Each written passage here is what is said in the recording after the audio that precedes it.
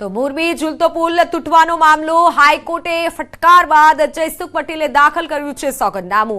સમયસર જવાબ ન આપવા બદલ માફી માંગી છે. હાઈકોર્ટના આદેશનું પાલન ન કરવા હું બંધાયેલો હંમેશા પાલન તેવું જયસુખ પટેલે કીધું છે. ઓરેવા વતી તેમના એકાઉન્ટન્ટે દાખલ કર્યું છે સોગંદનામું. પીડિતોને આપવામાં આવનાર આર્થિક વળતર અંગે સોગંદનામું રજૂ કરાવ્યું છે. વળતર પેટે 14 કરોડનું ચૂકવણું કરવામાં આવ્યું. ઓરેવા કમિટીએ કીધું છે જ્યારે 5 બાબતોને લઈને વળતર બાબતે વાતચીત આગળ વધી રહી હોવાનું પણ સોગંદનામામાં ટાંક્યું છે. જેમાં વૃદ્ધો, વિધવા, પીડિત, અનાથ અને ઘાયલોને માનસિક સ્વાસ્થ્ય બાબતે ચર્ચાઓ. હાઈકોર્ટના આદેશ બાદ ઓરેવા દ્વારા ટ્રસ્ટની રચના અંગે પણ વ્યૂહરચના તૈયાર કરાઈ છે. કુલ 7 જેટલા સભ્યો ધરાવતા મોરબી સહાય સેવા પરિવાર ટ્રસ્ટની રચનાઓ ડ્રાફ્ટ તૈયાર કરવા માટે કરાયું છે. 4 ટ્રસ્ટી સરકારની ભલામણ અને 3 ટ્રસ્ટી કંપની ભલામણ મુજબ કાર્યો કરશે. જ્યારે દુર્ઘટના પીડિતોને જરૂર પડશે ત્યારે આ ટ્રસ્ટ મદદ કરશે. ટ્રસ્ટનો તમામ ખર્ચ ઓરેવા કંપની ઉઠાવશે અને આવું સોગંદનામું રજૂ કરાયું છે હાઈકોર્ટમાં. ગેરકાયદે હથિયારો અંગે ગુજરાત એટીએસની મોટી કાર્યવાહી. 25 થી વધુ ગેરકાયદે હથિયારો કબજે કરાયા છે. હથિયાર સાથે 90 કાર્ટીસ પણ જપ્ત કરાયા છે. મુખ્ય સૂત્રધાર શિવમ ડામોર હોવાનો ખુલાસો થયો છે. હથિયાર રેકેટમાં 6 આરોપીઓની ધરપકડ થઈ છે.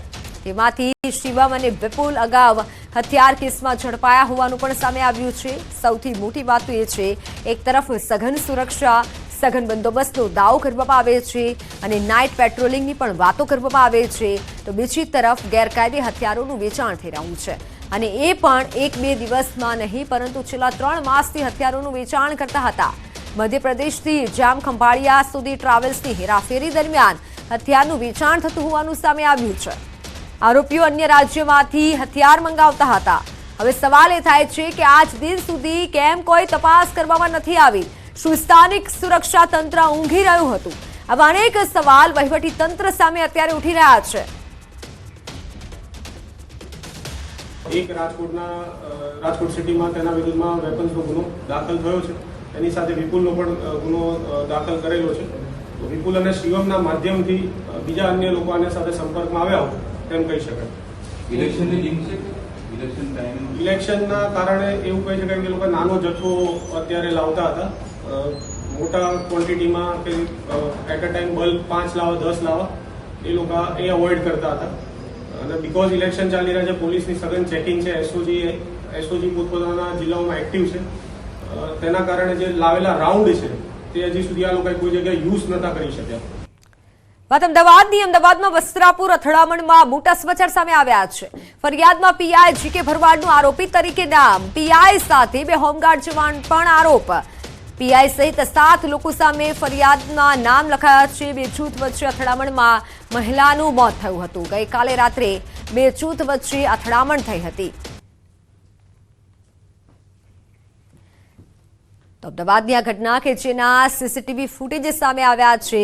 રાત્રે 2 જૂથ વચ્ચે અથડામણ થઈ હતી અને જેના ફૂટેજ સામે આવ્યા છે. વસ્ત્રાપુર અથડામણમાં હાલ આ મોટા સમાચાર, જેમાં પીઆઈનું નામ પણ સામે આવ્યું છે. ફરિયાદમાં પીઆઈ ભરવાડનું આરોપી તરીકે નામ નોંધાયું છે. સાથે 2 હોમગાર્ડ જવાન પણ આરોપી તરીકે તેઓની ફરિયાદ નોંધાઈ છે અને નામ તેઓનું નોંધાયું છે. પીઆઈ સહિત 7 લોકો સામે ફરિયાદમાં નામ દાખલ થયા છે. જે ઘટના બની તેના સીસીટીવી ફૂટેજ સામે આવ્યા છે.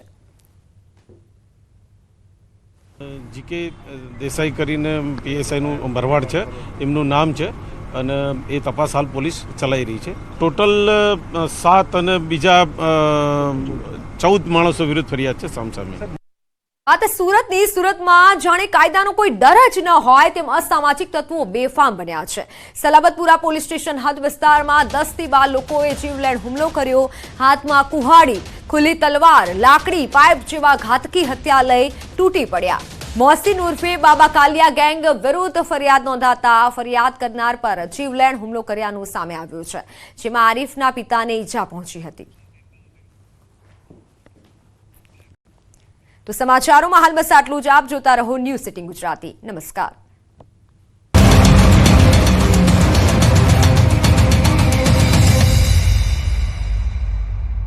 Charuset, 25 years of igniting success.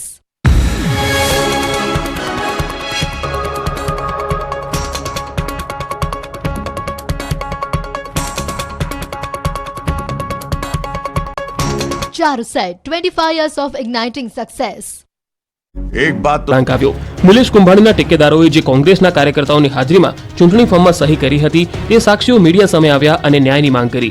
Congress કાર્યકર્તાઓએ ટેકેદારોની સહીની FSL તપાસ કરાવવાની માંગ કરી. સાક્ષીઓનો દાવો છે કે તેમની હાજરીમાં જ કુંભાણીના ટેકેદારોએ ઉમેદવારી પત્રમાં સહી કરી હતી.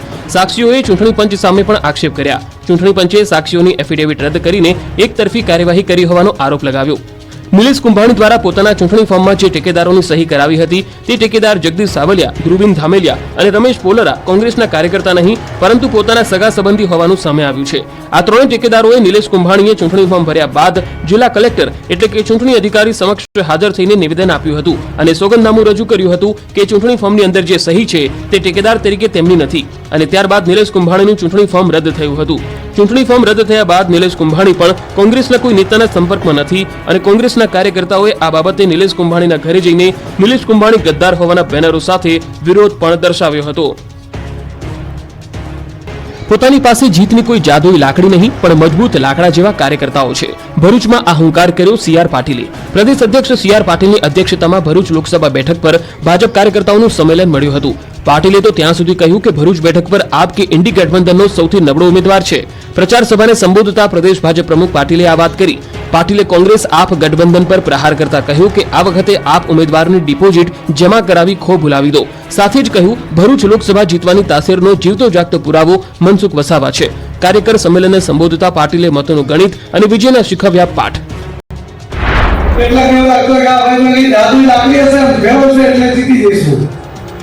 મારી પાસે જાદુઈ લાકડી નથી પણ જાદુઈ લાકડો છે. લાકડો એ લાકડાને તમે જાણો છો? એ લાકડો એટલે ભારતીય જનતા પાર્ટીના કાર્યકર્તા. ભાજપ કોંગ્રેસના બંને ઉમેદવારો જોરશોરથી પ્રચાર કરી ઈડી ચોટીનું જોર લગાવી રહ્યા છે. કોંગ્રેસ ઉમેદવાર ગેનીબેન ઠાકોર દ્વારા આજે થરાદ ખાતે જાહેર સભાને સંબોધવામાં આવી. વડગામના ધારાસભ્ય જિગ્નેશ મેવાણી અને ગેનીબેન ઠાકોર દ્વારા ભાજપ સરકારને આડે હાથ લીધી હતી અને ગેનીબેન ઠાકોરે પોલીસને ફરી એકવાર ગર્ભિત ધમકી આપી હતી. પોલીસ દ્વારા નાના માણસોને દબાવતા હોવાનું ગેનીબેન ઠાકોરે દાવો કર્યો કે પોલીસનું કામ એ કાયદો અને વ્યવસ્થા જાળવવાનું છે. પોલીસનું કામ એ નિષ્પક્ષ ચૂંટણી કરાવવા માટેનું છે. પોલીસનું કામ કોઈ અઘટિત ઘટના બની હોય તો જે ગુનેગાર છે એની સામે પગલાં લેવાનું છે. તમારું કામ ચૂંટણીમાં કોને વોટ આપવા અને કોને ના આપવા એ તમારું કામ નથી. સાથે સાથે ગેનીબેન ઠાકોરે કોંગ્રેસમાંથી ભાજપમાં ગયેલા નેતા ઉપર પણ ચાપખા માર્યા. તેઓએ કહ્યું કે અમે વેચાવ નથી કે વેચાઈ જઈએ. હવે પેપર ફોડવાવાળા લોકોને આપણે ફોડવાના છે. ગેનીબેન ઠાકોરે ચૂંટણી સભા દરમિયાન લોકોને મત આપવા પણ અપીલ કરી હતી. લોકસભા ચૂંટણીના ત્રીજા તબક્કામાં કોંગ્રેસના પ્રચારકો પૂરજોશમાં પ્રચાર કરશે. ગુજરાત કોંગ્રેસ પ્રભારી મુકુલ વાસનિક 24 એપ્રિલથી 5 મે સુધી ગુજરાતમાં રહેશે. આ ઉપરાંત કોંગ્રેસ નેતા પ્રિયંકા ગાંધી અને રાહુલ ગાંધી ગુજરાતમાં પ્રચાર કરશે. પ્રિયંકા ગાંધી 27 એપ્રિલના રોજ વલસાડના ધરમપુરમાં જનસભાને સંબોધિત કરીને પ્રચારની શરૂઆત કરશે. આ બંને નેતાઓ ઉપરાંત તેલંગાણાના મુખ્યમંત્રી રેવંત રેડ્ડી, છત્તીસગઢના પૂર્વ મુખ્યમંત્રી ભૂપેશ બઘેલ, રાજસ્થાનના પૂર્વ મુખ્યમંત્રી અશોક ગેહલોત પણ ગુજરાતમાં ચૂંટણી વસંત મસાલા.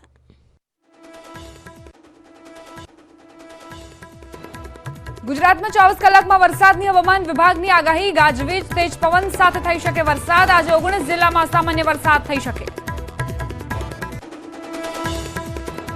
ધોરણ 10 અને 12 ની પૂરક પરીક્ષા વહેલી લેવાનું આયોજન. ધોરણ 12 વિજ્ઞાન પ્રવાહની આખી પરીક્ષા પણ ફરીથી આપી શકાશે.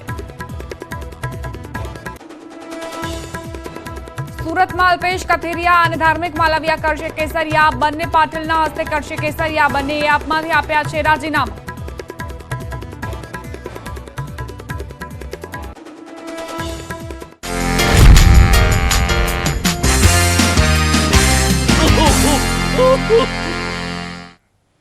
નમસ્કાર, સ્વાગત છે આપનું. આપ જોઈ રહ્યા છો અમારી વિશેષ રજૂઆત ખોટું ન લગાડતા. હું છું આપની સાથે દીપા શર્મા. લોકશાહીના પર્વમાં ઘરના છોકરા પરણાવતા હોય તેવો માહોલ જોવા મળતો હોય છે. બસ ખાલી ઢોલ ઢબુકવા જોઈએ, પછી પગ તો આપોઆપ કામ કરવા જ લાગે છે.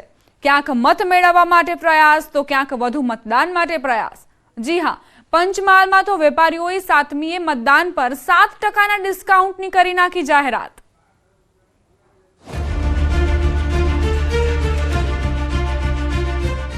ઢોલ નગારાનો અવાજ, ઢોલના તાલે ઝૂમતા કાર્યકરો, ઉત્સાહ અને ઉમંગનું વાતાવરણ. આ તસવીર છે સુરેન્દ્રનગરના કોંગ્રેસના ઉમેદવાર ઋત્વિક મકવાણાના ધ્રાંગધ્રામાં કરેલા ડોર ટુ ડોર પ્રચારની.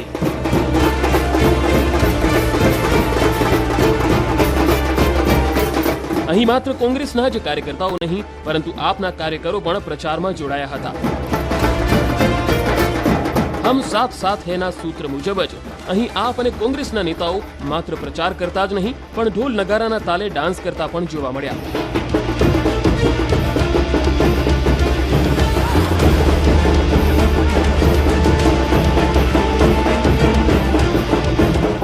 એક તરફ સ્થાનિકોનું અભિવાદન ઝીલવામાં આવી રહ્યું હતું, બીજી તરફ કાર્યકર્તાઓ દ્વારા ઢોલીઓ પર નોટનો વરસાદ કરવામાં આવી રહ્યો હતો. લોકશાહીનું આ પર્વ પારિવારિક પર્વ હોય તેમજ કાર્યકર્તાઓ ઉત્સાહથી જોડાતા હોય છે.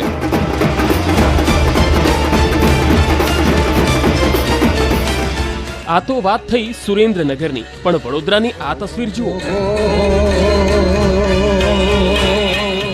વડોદરાના ભાજપના ઉમેદવાર હેમાંગભાઈના ગરબા. ગુજરાતી હોઈએ અને ગરબા વાગતા હોય તો પગ થોડી કાબુમાં રહે. ગરબાના ગીતથી પગ આપોઆપ જ ગરબા રમવા લાગે. વડોદરાના સનફાર્મ રોડ પર આયોજિત એક ધાર્મિક કાર્યક્રમમાં પ્રચાર માટે પહોંચેલા હેમાંગભાઈએ પણ ગરબે ઘૂમી લોકોના મન જીતવાનો પ્રયાસ કર્યો. વડોદરાના નાગરવાડા વિસ્તારમાં ઉભેલી આ વાન સૌ કોઈનું ધ્યાન ખેંચી રહી છે. ક્રમ નંબર 5, નિશાન બેટરી. ઉમેદવારનું નામ તપનદાસ ગુપ્તા. વાનને જ બનાવી દીધી છે પ્રચાર વાન. વાન પર લગાવેલા પોસ્ટર સૌ કોઈનું ધ્યાન ખેંચે છે. 6 વખત હાર બાદ પણ હિંમત નથી હારતા એવા આ ઉમેદવાર એટલે તપનદાસ ગુપ્તા, જેમની દરેક ચૂંટણીમાં ડિપોઝિટ જપ્ત થયા બાદ પણ નવી ચૂંટણીમાં નવા ઉત્સાહ સાથે ઉમેદવારી નોંધાવે છે. માત્ર 3 સમર્થકોને સાથે રાખી માત્ર પ્રચાર જ નથી કરતા પણ ચૂંટણીનું ફંડ પણ ઉઘરાવે છે. એસયુસીઆઈ પક્ષના ઉમેદવાર તપનદાસ ગુપ્તા તેમના બેનર અને લાઉડસ્પીકર સાથે રોજ પ્રચારમાં નીકળી પડે છે.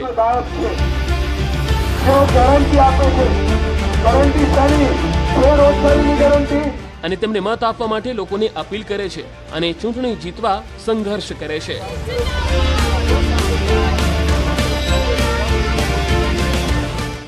लोगों के लिए, लोगों के सामने न्याय के लिए लड़ाई, अन्याय जो शोषण अत्याचार हो रहा है उसके सामने लड़ते लड़ते मरना ही सही इंसानियत है. इसलिए हम लड़ पा रहे हैं. हर चुनाव में हम उतर रहे हैं. हर चुनाव में उतर रहे किस बात को लेकर? हर बार हमने ये कहा, 2004 से लेकर आज तक एक ही बात कहे कि अन्याय के सामने पूंजीपति पार्टियों की जो लोक विरोधी नीतियाँ होती है उसके खिलाफ जनता के संगठित आंदोलन को बुलंद बनाना है. इसलिए हम अपील क्या करते हैं कि चुनाव को जन आंदोलन के हथियार में बदले. તપનદાસના સમર્થકો પણ તેમના વખાણ કરતા થાકતા નથી, જેમના સંઘર્ષશીલ સ્વભાવને તેમનો આગવો ગુણ ગણાવે છે.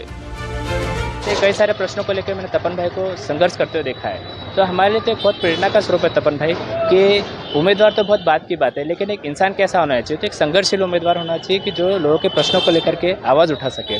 और इन्हीं संघर्ष को लेकर के हम भी प्रेरणा लेते हैं और कोशिश करते हैं कि लोगों के जो अलग अलग पहलू है उसको लेकर के हम लोगों को संगठित करें, आंदोलन करें. और हमारा जो पार्टी है एसयूसीआई कम्युनिस्ट, वो यही कहता है कि चुनाव तो हर 5 साल में आते जाते रहेंगे, लेकिन अगर लोग जब तक लोगों की जो राजनीतिक चेतना अगर नहीं होगी तो जिस तरह से लोक विरोधी नीतियां हर पार्टी की तरफ से आती जा रही है ऐसे ही आती रहेगी और लोग परेशान होते रहेंगे. 7મીએ મતદાન અને 7મીએ 7% ડિસ્કાઉન્ટ. મત આપ્યાનું નિશાન બતાવો અને 7% ડિસ્કાઉન્ટ મેળવો. તે પણ પંચમહાલ વેપારી એસોસિએશન દ્વારા કરવામાં આવી જાહેરાત.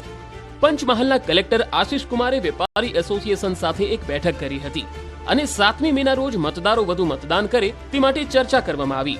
આ ચર્ચાના ભાગરૂપે વેપારીઓએ નક્કી કર્યું કે 7મી તારીખે મતદાન કરીને મત આપ્યાનું નિશાન બતાવનારને 7%નું ડિસ્કાઉન્ટ આપવામાં આવશે, જેમાં કેમિસ્ટ એસોસિએશન તરફથી મેકિંગ ચાર્જમાં, 2 wheelers association, Shehera doctors association તરફથી 7 તારીખે કન્સલ્ટિંગ ફી નહીં લેવા, વાસણ association Halol, hotel Nilkanth association Bansal supermarket, નગરપાલિકા ગોધરાની કુલ 704 દુકાનોમાં પણ 7% ડિસ્કાઉન્ટની જાહેરાત કરવામાં આવી.